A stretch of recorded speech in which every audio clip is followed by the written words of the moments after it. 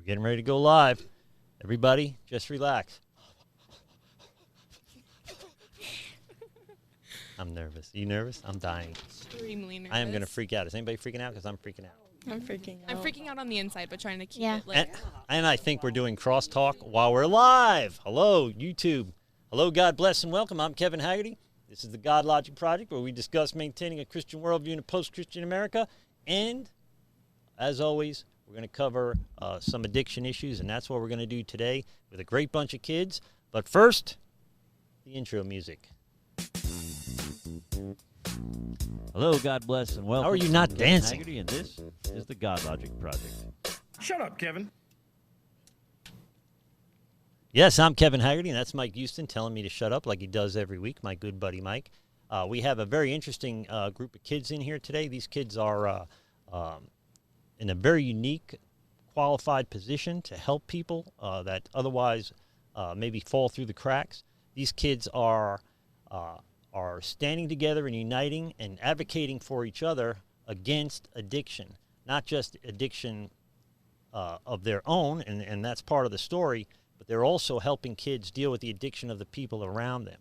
So these kids are literally the voice of Pasco County to places like the mass media, the news, Tallahassee, and hopefully nationally. So we're going to get a conversation going today where we talk about what you guys do, how you got involved in this, and then what do we hope to see, what do we hope to gain for this for kids like yourselves and families that struggle with somebody that's in that kind of trap, that seemingly endless trap of addiction. So, but first what we're going to do is introduce ourselves. What's your name, young lady? Jocelyn. Jocelyn, how are you today? Good. You got very quiet before we went on the air. You wouldn't stop talking. Now you're quiet? Yeah. Well, that's cute. Welcome. Welcome to the Godlogic Project. I imagine you watch the Godlogic Project every week? No. No. Okay. What's your name? I'm Maddie. Maddie, and tell me a little bit about yourself, Maddie. What got you involved in the S.T.A.N.D program? My family was like heavily into drugs, and my father left when I was 4 years old because of drugs. So I wanted to help get my story out. Okay, and so your story then can help other people who feel sometimes like they're all alone going through this, and there's other people that have been through it, have made it out the other side, and then can turn back and reach and help people, pull them through what's a very tough thing for an adult, never mind a kid. And then over in the third chair we have Mariah. Mariah, how are you today? I'm good. Are you good? Are you afraid of microphones? No. And pull that thing closer. You didn't think I was going to let you off the hook, did you? So tell me, Mariah, what brings you to S.T.A.N.D? Tell me what S.T.A.N.D stands for. Safe Teens Against Drugs S.T.A.N.D is a team of youth leaders determined to end youth substance misuse in Pasco County by providing education to teachers, police, businesses, and other community members. Wow. She nailed it. Did she nail it? Did anybody think I think that was perfect. That was just like we rehearsed. You've done that before, haven't you? Many, many times. Well, it's really good to have you guys here. I love doing this kind of stuff. And turns out, I don't know if you guys realize this or not, but you were recently on the news. I have a video of that. We're going to play a video of that now. This is going to be a video of the kids on, was it CBS News? Yes, right? WTSP is CBS locally in Tampa Bay. Does anybody know the answer to that? I don't know. I think it's like Channel 10 News. Yeah. I don't know. Well, let's find out. Let's find out together. How about that?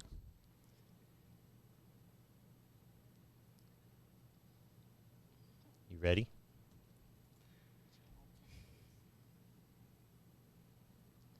Oh, there's an ad. Destiny Winter has been surrounded by drug abuse and violence throughout her life. Nobody came up to me. Nobody asked me how I was. The police ask you what happened. They don't ask you if you're okay. Nobody sits and talks to you. I feel like there should be somebody there. Now, she wants to make sure that doesn't happen to other kids in her community. They've heard it from a million adults before. They've heard this before, but sometimes hearing it from your peers and having like just people your age helping you out and understanding ways to get in there as well can benefit them. Destiny is a part of S.T.A.N.D, Safe Teens Against Drugs, a PASCO-specific program comprised of youth leaders. Similar in purpose to DARE, but instead of police officers, the leaders are kids in the community. So I feel like there should be more people at the parks to maybe stop what's going on. A big focus was to understand the ways mental health problems play into drug abuse. A lot of kids do need that. They need to know that they're not alone when they're attempting or beginning to try this stuff. They're not alone in fighting whatever they don't want to remember or whatever they don't want to talk about. The students on the panel want to see a real difference in Pasco County. Well, I think that people really start to listen when they see that our youth is truly being affected, because when you hear some 30-year-old talking about what's wrong with our community, you know, we're used to hearing that. But when you see the kids speaking up and kids taking a stand, that you always know that that's when we really need help. That's when you're truly starting to need to look for solutions. Because they're tired of seeing peers and family suffer. If they're noticing it when they should just be kids living their lives, then it's really a problem.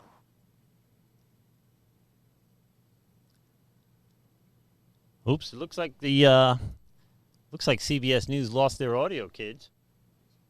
What do you think of that?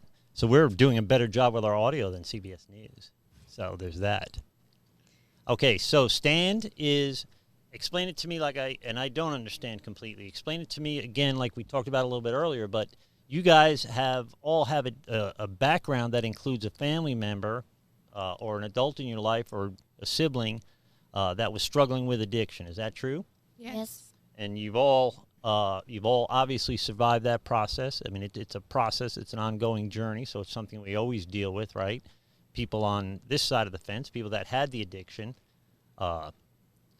deal with it the rest of their lives, and they work on dealing with it the rest of their lives. And then you guys, of course, on your side of it would then be dealing with that too. But in this case, you've gone a step further by reaching out to other people that are in that situation, and that's called for us the 12th step, service. And that's how we manage to keep what we have, by giving it away. So you guys have made this journey. You've begun the healing process. You've reached a degree of success in the healing process, and now you've turned around and you're reaching out to other people that are kind of in the same position. Does that make sense? Is that kind of what you do?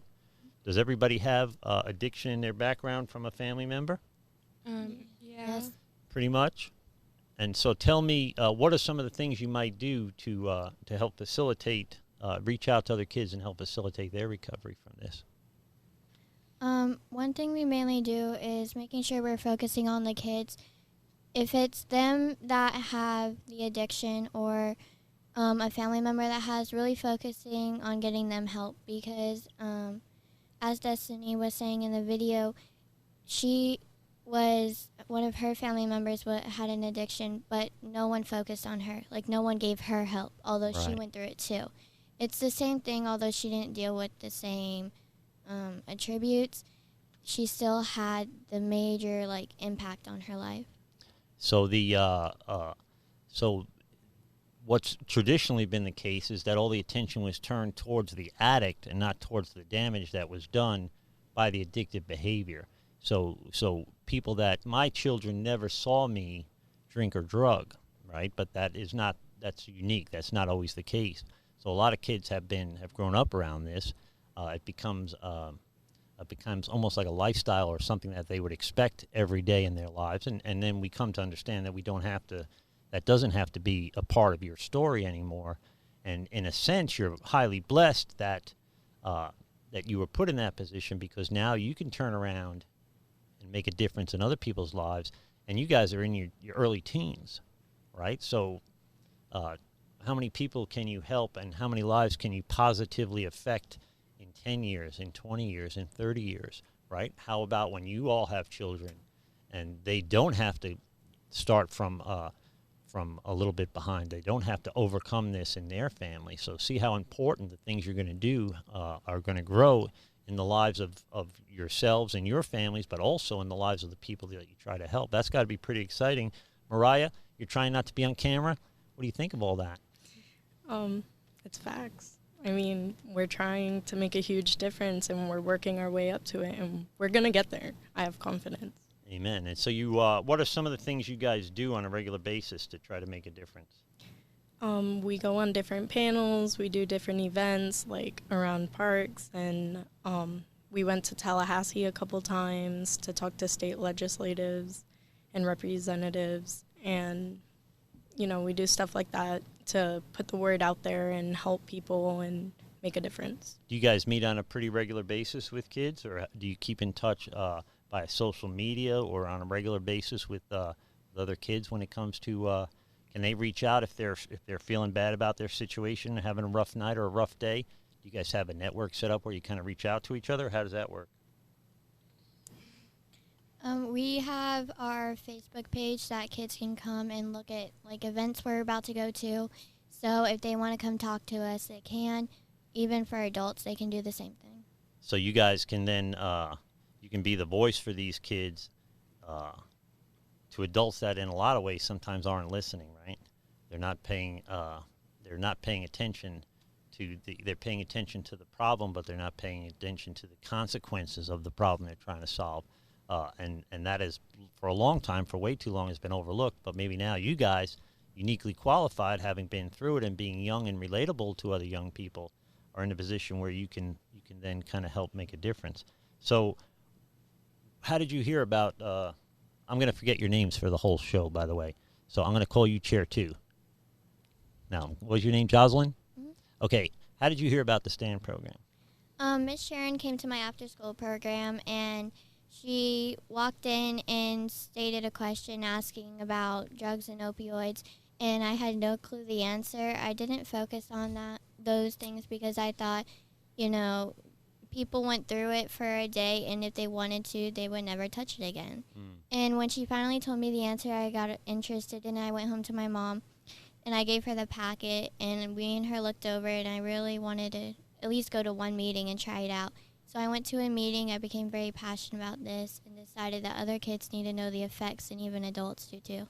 So then did you then turn around and talk about this in school? Did you get a platform at school or right away, or did you go to your school board or your principal or whatever, Mariah, and have some way of talking to the kids in school about this? Yeah, I went around to my friends. I introduced them to it. A lot of them said that they were interested. I gave them packets and flyers. And to get the program into the schools, we had to talk to the SRO or the principal or any part of administration. Okay, so then you were able to discuss this, and did you find it to be more of a problem than you thought, or less of a problem, or what do you think? Any of you? When you began to reach out to your friends, were you surprised how many people responded to it? A lot of my friends didn't want to do it because, they had, problems with drugs, and they didn't want to, reopen those wounds. So, they didn't want to join. Mm-hmm. So, and I'm also homeschooled, so I wasn't able to go to the schools and, ask around and see, what they wanted to, if they wanted to join or anything. So, I found out through Baycare. I'm in a team called CAT, which is the Community Action Team. Mm-hmm. And my caseworker knew Miss Sharon. And so, she helped me get into the group. So you're homeschooled. Now, when you say when your friends had addiction issues themselves, are you talking about their families or themselves or both? I think it's just mainly their families. Okay. I don't really think I know anybody that's struggled with addiction themselves, but I know a lot of my friends, and even in my family, my cousins and my siblings, they've all. Well, that brings up a good question. Then it was I'm guessing scary or intimidating for them to look at this in any kind of real organized way, or to speak it into the light. They maybe didn't want to do that, and then. So my next obvious question is, you guys did it. How scary was that for you? It was pretty scary. I mean, my father left when I was 2 because of drugs. And, when he left, I didn't really know what was going on. And then after that, he tried to get back in contact, and it was just, it was hurting me every single time. Right. And to join S.T.A.N.D, it was kind of just... It was like a therapy to me because I could get out my anger and my sadness about it and help people at the same time. So the pain of your situation was greater than their fear of changing your situation, and at that point it just made sense that you would move forward. So when Jocelyn, right, when you meet your friend, when you began to speak to your friends, were Were they receptive or unreceptive, and how did that make you feel?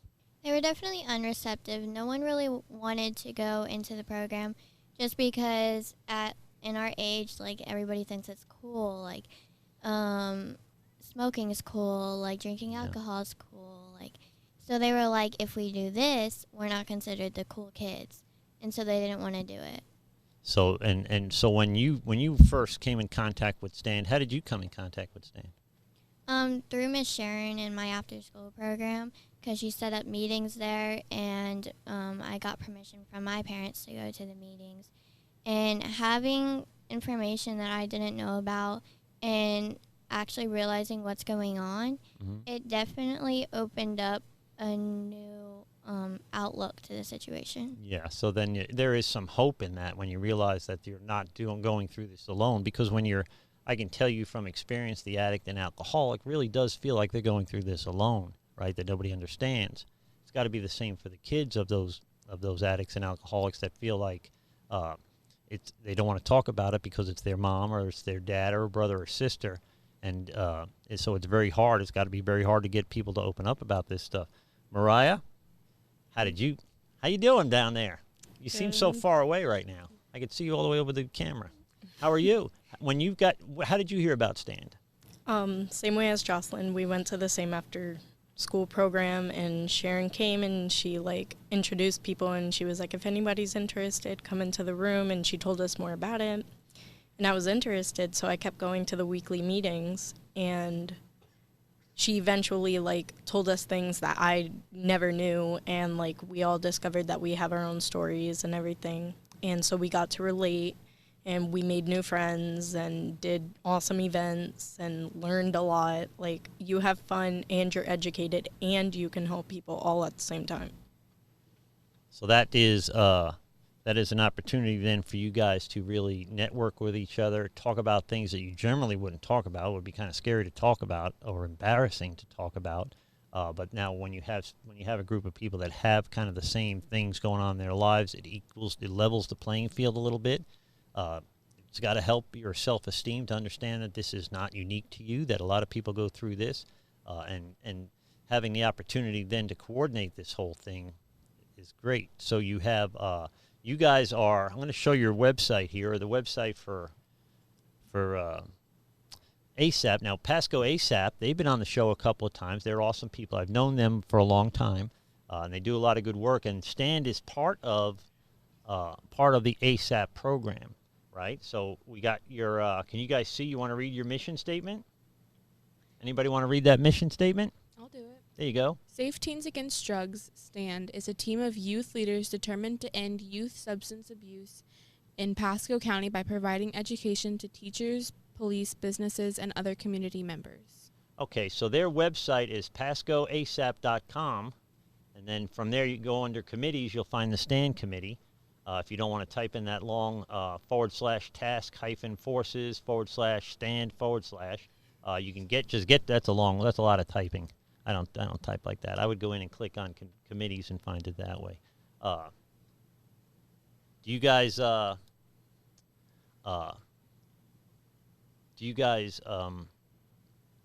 do you refer your friends to this? Is this how you get started? Or do you have printed literature you bring with you? Or on your phones, do you have the website? Or how do you do it? So we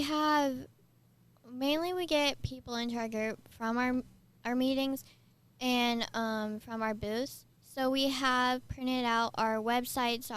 Ms. Sharon has all our information, her email. So parents and students can email us, go to the website, click on it, go on our Facebook page, and find where we'll be at. So you can go to the Facebook page. So S.T.A.N.D has a Facebook page, which I'm trying to find now, and I'm getting all confused. S.T.A.N.D has their own Facebook page, so I'm going to find that, and we'll put that up on the screen as well. So you guys, how long have you been doing this? Like 6 months, a year? How long have you been at this? I've been in it for 4 years. 4 years. So you started you must have been 10, 9. Yeah. How old are you? 14. You were 10 years old when you started this. That's awesome. How about you? It's Maddie, right? I just started in February of this year. So, yeah. So you haven't done it as long, right? But I've already seen you on the news. That's pretty epic. And then Mariah, how long have you been doing this? I've been in S.T.A.N.D for 5 years. So 5 years, 4 years, and then relatively new. How many events do you think you've done, Mariah, in that time? How many times have you addressed adults about this issue, do you think? A lot. So then, Jocelyn, how many times do you think you've done it? 10, 5, 100? A lot. Too many to count. Too many to count? So there's a lot of math involved in how many people you're trying to help. So you guys have done a lot of work with local governments, right? Do you go to public hearings and stuff like that? I haven't personally been, but I don't know. S.T.A.N.D as a coalition has. S.T.A.N.D as a coalition. So so if I'm going to put this together for somebody from the outside like me that hasn't been involved in it, I see a bunch of kids that look inwardly, right, to help each other deal with the struggles associated with having an addict or an alcoholic in your life. But then you've taken that also and you've gone outward, probably by the facilitation of programs like A.S.A.P and the adults in your life. You then can go outward, and you've been on CBS News. You've been on Channel 44. What's it called? The CW? CW44. CW44. You've been. What other things have you done? I heard you went to Tallahassee. Who went to Tallahassee? Me and Mariah. And how was that? It's fun. It's fun. What'd you think? You went right to the State House, right? Did you talk to the governor? Was the governor there? Yes, we went to the legislative and Supreme Court area, and then we got meetings with Amber Mariano and Danny Burgess. Yeah. Wow. So that had to be. Were you scared then?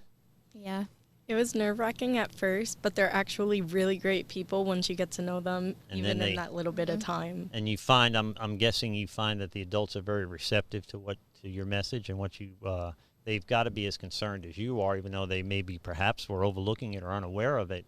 I think you get a pretty good response from adults. Yeah. So you get plenty of time, opportunity, not just to support each other inwardly, right? But you could also then reach outwardly to each other. That's pretty cool. What do you think? If we were gonna ask adults what they can do, what would you ask adults to do to kind of help facilitate what you're doing? What can we grown-ups do to help you guys and facilitate this besides being on the news and being on a podcast? How do we raise awareness for what you're doing? Talking to other people about it, kids especially, and other adults. Everybody needs to know what's going on, so at least one person telling one friend, and then that friend going on. From telling one person, it could go to 100 people. So it does get kind of word of mouth. It's grassroots. It's organic, and we get to have opportunities like today where we're probably hundreds of people are going to watch this today, and it'll be on the YouTube channel forever. So it's going to be, they can go back a year from now and look at this again. So what we say today and the message we get out today, could last for eternity. How cool is that? Pretty cool. That's right. So you're going to be like adults watching this video, and you're going to be like, Pastor Kevin was weird. Is that what you're going to think? I don't think I can predict the future. You don't? No. No, that's very true. Yeah. You never know what the future holds, do you? Well, what we're going to do, we have other kids. Let me put me on the camera. We have other kids in the studio, so we're going to switch some kids in and out. So when I go like this, I don't know, do we have a plan for this already? All right, so put your headphones in front of you. Just put them right in front of you. And then we'll move you guys out, not too close to your, I got it. We'll move you guys out, and then we'll move 3 more teens in, and we'll talk about some other stuff. And in the meantime, I've still failed to find it on. Okay. I'm going to try to find the Facebook page, because we know everybody just uses Facebook. It's almost to the point. almost to the point where you don't really need a website anymore because everybody uses Facebook. You guys put your headphones on, and I know Jazz knows already, but you want to be nice and close to your microphone. So if I go like this, bring the microphone to you. You don't have to bring yourself to the microphone. Okay, and then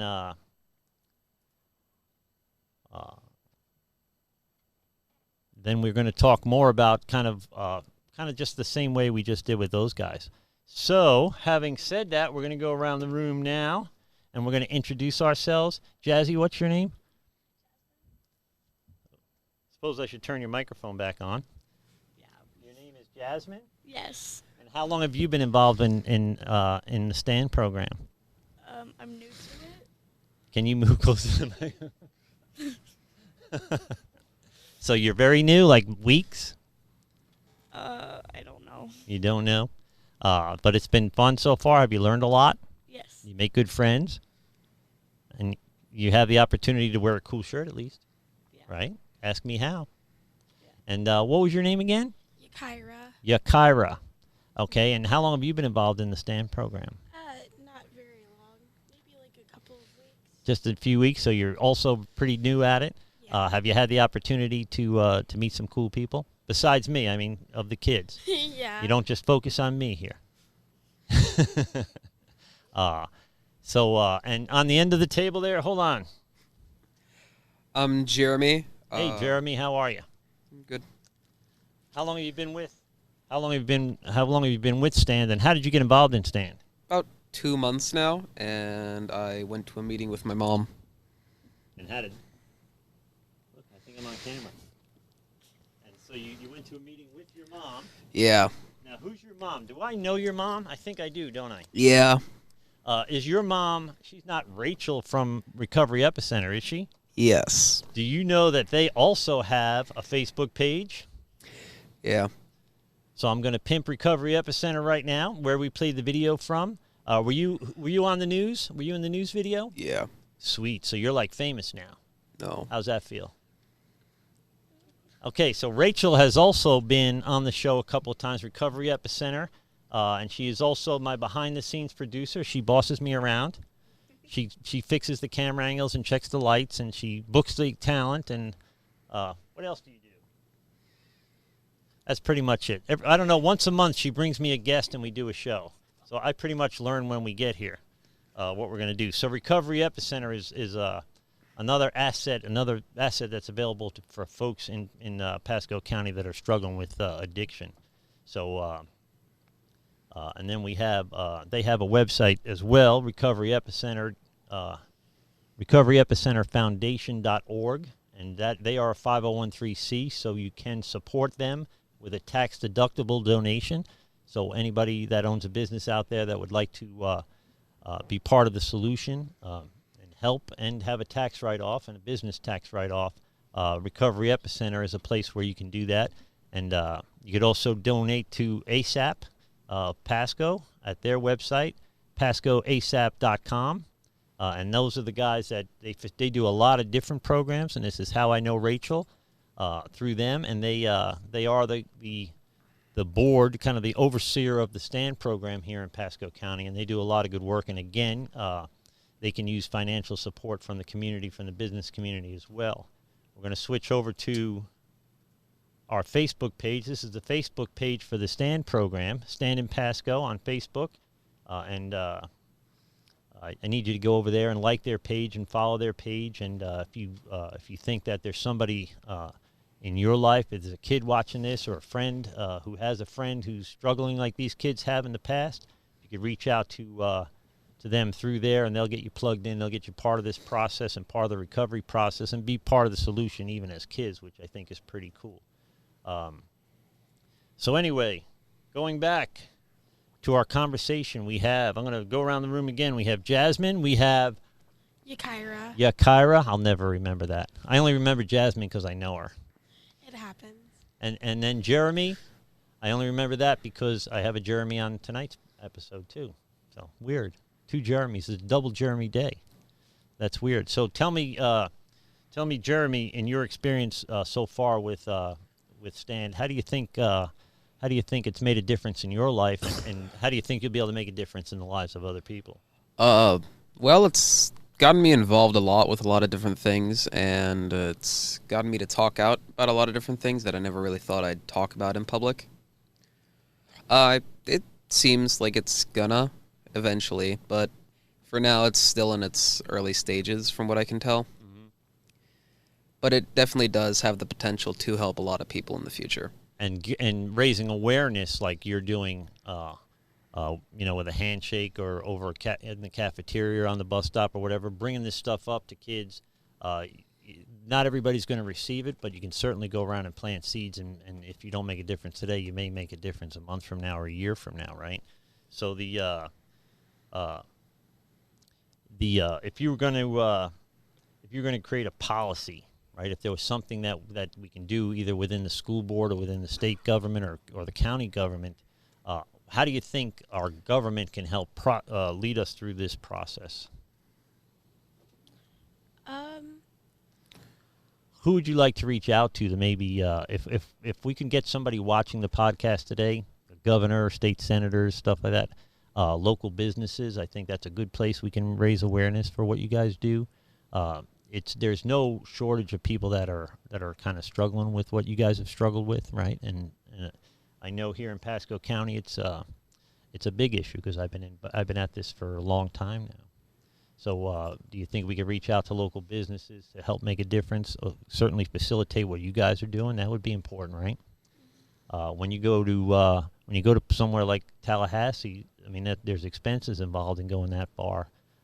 Probably be good if local businesses and churches, right, and other ministries would help pour into what you guys do. Do you think that there's something we can do if we were going to do something today to make a difference? We being people outside of S.T.A.N.D. How do you think I can help? Well, maybe there should be places where people can go, and if they need support or something, instead of just home, if they can't get help there, like a rec center or something. Right. So we can plug your messages into places like rec centers. Yeah. We have one here in Pasco County and up in Newport Richey, in Holiday, and then within the school, maybe we can organize. Maybe you guys can begin to organize something more official, meeting after school or third period or before school or something like that, where people that they may be uncomfortable doing it in a large group, but in a kind of an anonymous setting at school, a safe place to talk about it, there might be an opportunity to pour into some lives there. So that might be a good way to go, huh? What else? Why don't you have your own podcast? Maybe. Jasmine can be the host. Why me? Because you've got podcast experience. You've been in here fooling around before with podcast stuff with my kids, so you really do have experience now. You pretty much have as much experience as me. No? So while we're on the subject of school, how do you think school safety is for you guys from the angle of when you consider that there's potential for drug activity right there in the school and kids being raised in a drug or alcohol environment? How do you think that affects school safety? How do you guys feel about school safety by your experience? Do you feel pretty safe there? Do sometimes you get uncomfortable? Most of the time, yes. But there are occasionally times where it doesn't feel that way. But most of the time, it feels like a safe place to be. Yeah. If you need to talk to someone or something like that. So do you find that drugs, Jeremy, the drug and alcohol problem, do you ever find that popping up in your school where where it disrupts the flow of the school day and the teaching curriculum? I've seen it once or twice, maybe. Not much more than that, and that's just from my personal experience, though. I've been to pretty good schools so far, in my opinion. Mm-hmm. Never really had those kind of problems. Oh, that's good. So it's very important that you get on top of the lessons that life kind of teaches us. It's very important that we draw as much opportunity in learning that we can from school, regardless of what your career path may be down the road. Your quality of life, well educated, your quality of life improves watching a movie, well educated, makes the movie more entertaining because you'll catch more of the references. You'll understand the context of the setting and these types of things. So it's important that you guys have an opportunity to really focus on your schooling quietly and safely. So I tell my kids that's your job. So when you're at school, it's like me being at work. You have to be good at it. You have to focus at it and learn and get better at it every day. So having the opportunity to do that safely, I think, is super important. And in some schools, that's tougher than other schools. Do you think adults are doing enough to help you guys with what you do? That's a hard one to answer, but someone on this camera has to answer. If you were going to tell me as a parent to do something, what would you suggest I could do to help more? Should I be more involved with my kids? Should I be more in contact with my school, right, my kids' schools? What do you think? How do you think we, who are kind of outside of the influence of the S.T.A.N.D program or the school system, really could help to make a difference? I guess talk to your children about it, but don't be like super on to them about it. Like kind of be casual about it so they're not uncomfortable during the conversation. So don't close the conversation by being authoritative. I'm your parent. We're going to talk about this, but be on the right side of the fence and the right side of that conversation. Let me tell you guys, by my experience, kids are generally having this conversation with somebody, and if I could talk to the parents out there watching, I'll do that. Kids are generally talking to somebody about this, and I would suggest it be you. I would suggest it be responsible adults in their lives, and I think it should be the kids at this table who have a real gift, a real something that they can offer society already at their young age. I think that's super important. But the kids are going to be talking about things you don't want to talk about, parents, whether you talk about it with them or not. They're going to talk to somebody about it, and that, I think, is that should be a wake-up call to parents that if you think these kids aren't affected by this stuff and they're not talking about this stuff, I would rather my kids get this information from me than from somebody that has misinformation. So I think your point of talking to your kids is super, super important. Did everybody watch Stranger Things 3 yet? I did. No. Nobody's watched it? Want me to ruin it for you right now? No. I watched it the other day. It's good. It's good. It's better than I thought it was going to be, so watch it. Now let me ask you this. How many of you of these 3 kids watch the Godlogic Project on a weekly basis? The last 3 kids is 0.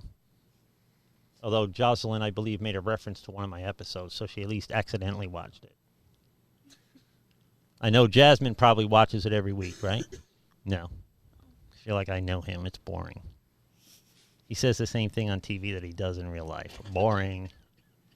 What would you guys like to talk about if we were going to change subjects here a little bit and really kind of go off script and talk about something that you guys maybe are carrying around or you think could be changed to make this program more effective or more streamlined? Is there anything that's on your heart that you'd like to see do better? If you're going to reach out to a kid right now, what would you tell them about the S.T.A.N.D program? The S.T.A.N.D program, it helps. It gives you people your age, peers that you can relate to talk to. Gives you people you can trust without judgmentally looking at you about it. Mm-hmm. Without that sort of look that parents give you, adults give you when you talk about stuff. No matter what they do, they always end up making it at one point. Even when they're talking about regular stuff, they'll end up making a look, and that, for a kid, is very demeaning. Right. So it's good for kids who don't like talking about this stuff and are going through it to have someone their age they can talk to, they can open up to, and they can trust with this kind of information. So you guys have found that even in all 3 of you are fairly briefly in the S.T.A.N.D program, but have you already found the opportunity to speak open and honestly with your peers about some of the things you've dealt with? Or there's stuff, and I don't want you to blurt it out here on TV, but is there stuff that you still want to be able to sit down one day and talk to your friends about? Are you beginning to grow in comfort in talking about this stuff? I know it's awkward. It's awkward for the person in recovery as well, so it's got to be for the kids, you know. You're finding it opportunity to talk about these things? Yeah.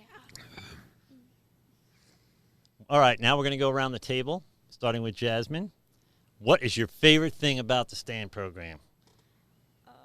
That we are like going into the community and like telling about it, so that everyone else knows about it, and so the kids can get help if they need it. Well, that's excellent. So then you have the opportunity then to help yourselves and help other people. That's pretty cool. And that doesn't happen all the time. What do you think? What's your favorite thing about being involved in the S.T.A.N.D program? I really enjoy the idea of giving the youth the chance to put their word out there and give them a chance to speak and show that they have a voice, because usually all I would ever see is adults, and then I found out about S.T.A.N.D and I was like, wow, this is great. Yeah. So that's pretty cool. And Jeremy, what's your favorite thing about, besides being on the podcast with me today, what's been your favorite experience with the S.T.A.N.D program? Probably just being able to try to help out with everything that's going on and give my opinion about the whole series of events and the epidemic that's going through the country. So there is a seemingly unstoppable wave of addiction that is really, again, we talked about it earlier, but it's not just affecting the addict; it's affecting it affects more people than the addict, right? So the addict, there may be one addict, but there's probably 10 or 12 people directly affected by that addiction.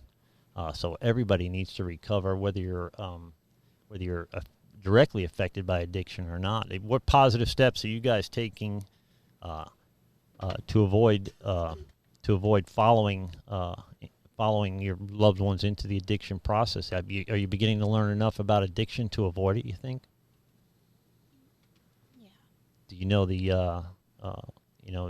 what starts out as fun and cool for adults, you see the devastation that it leads to, right? Broken homes, broken families, broken hearts, broken furniture. Yeah. So it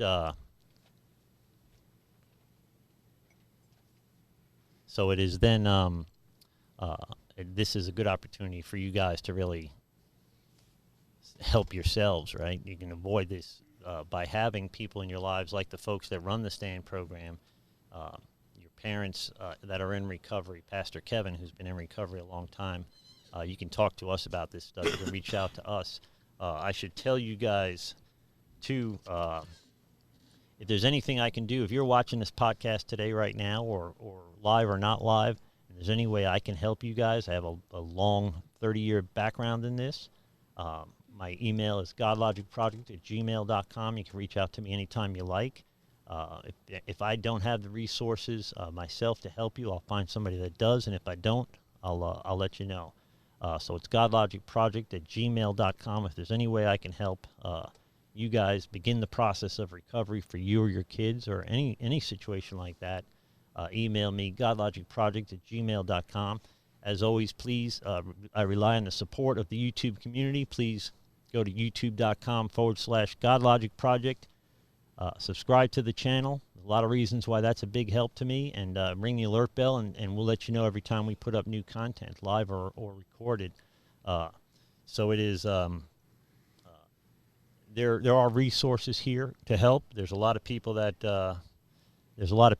are in my network, my growing network of friends. The Godlogic Project has become kind of a hub for the recovery community. I'm proud of that. I'm glad to do that. So if there's any way we can help you guys get started in this recovery process at all, certainly reach out to me. And I've had every conversation you can probably have in recovery, so nothing you're going to tell me is going to be particularly shocking. If there's someone out there that you can talk to about anything, it's going to be someone like me, someone with the same background and someone that's made it through and has been active in the recovery community for a very long time. So nothing you're going to say is going to be so shocking that we can't help you. So please do that. Jeremy. Yeah. How do you think recovery, the whole recovery process, certainly your mom's recovery, your mom's a friend of mine, and I know her through the recovery community. I know her story. How do you think her recovery has affected you and your brothers? I mean, at the first bit when we first moved back in with her, it was tough. It was trying to trust someone that we'd previously lost all trust in, and it's still an ongoing process sometimes with her, but it's improved a lot. I mean, it's given her something to do besides sit around and do drugs, and that's something that she's really needed for a long time. I mean, it's been beneficial for her. I mean, it's like school for a kid. It keeps them out of trouble and whatnot, and I mean, yeah. So it's been... also gave her a lot of friends. She does have a lot of friends. Everybody I know knows Rachel S. So yeah, it's apparently. Everybody asked me if I know Rachel S. They asked me if I know... They think that everybody in recovery knows everybody. So they asked me if I know so-and-so or so-and-so and so, and I just don't remember their names. But everybody I know knows Rachel S. Like I said, she has become the shadow government of the Godlogic Project. She runs the Godlogic Project from behind the scenes. She tells me what to say. No? All right, well, we're going to wrap it up. I really want to thank you guys for being out here. I know it's been... it's always kind of uncomfortable sometimes to speak into a microphone and to get on camera. And you guys have some of the first group of 3 kids were particularly seasoned at it. And you know, they were nervous. You guys seem pretty chill, which is cool. I just want to thank you guys. I want to thank everybody that watches the Godlogic Project, that supports the Godlogic Project out there. If there's any way we can help you guys, you let me know. godlogicproject@gmail.com. You could also contact me at godlogicproject.com. And I'm going to run through, before we close, I'm going to run through some of the Facebook pages and websites again. And that would be, this is the S.T.A.N.D Facebook page. So if you want to reach out to S.T.A.N via the Facebook page, you can do that here. You can send them a direct message. You can follow them on Facebook. This is the Recovery Epicenter website. You can reach out to Rachel. You can make donations. You can be part of the recovery process in our county, and we talk about it pretty much every time we talk about recovery on the Godlogic Project. But if you're a business if you're a business in Pasco County, you are one way or another adversely affected by the addiction epidemic in this county. You can be part of the solution and not just get back to zero, not just clear the scoreboard, but places like Recovery Epicenter and the 12-step programs and A.S.A.P and all the recovery programs, including S.T.A.N D around here, are taking people that otherwise are a liability for local businesses and making them assets, making them probably their best employees, consistently strong employees, and once they get through the recovery process. So if you would support Recovery Epicenter as a local business, that would be awesome. This is you guys on the news. We won't show that one again. This is the Recovery Epicenter Facebook page, and that's where the kids were on CBS News, which was awesome. And then finally, the A.S.A.P website, which is where you can reach out to S.T.A.N D. You can support these kids in all sorts of ways. Financially, you can help coordinate events for them. You can help them. If you have a way of helping these kids get their message out, reach out to them at PASCOASAP.com. Go to the committee section and find the S.T.A.N D committee, and they'll take you right to the S.T.A.N D page, and we'll get you plugged in with these folks. And these kids are absolutely amazing kids. I've only got to know most of them here today. Had a lot of fun doing this podcast. I appreciate you guys watching the podcast. Again, if there's any way we can help, if the Godlogic Project can help